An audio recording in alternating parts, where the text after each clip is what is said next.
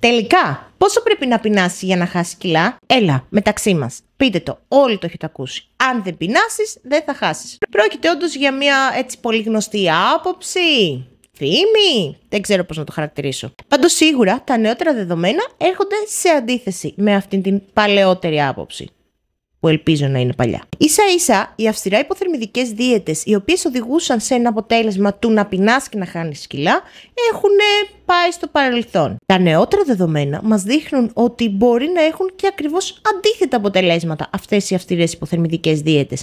Και αντί να χάνεις, σε βάθος χρόνου να παίρνεις κιλά, αφού μειώνουν και το μεταβολισμό, πέραν όλων των υπόλοιπων. Επίσης, αυτές οι αυστηρά υποθερμιδικές δίαιτες οδηγούν σε απώλεια μυϊκής μάζας, αλλά και σε προβλήματα στη σχέση μας με το φαγητό και σε προβλήματα με την πείνα και τον κορεσμό και γενικότερα μόνο κακό μας κάνουν. Άρα, θα ήθελα να έχουμε στο νου μας το εξής.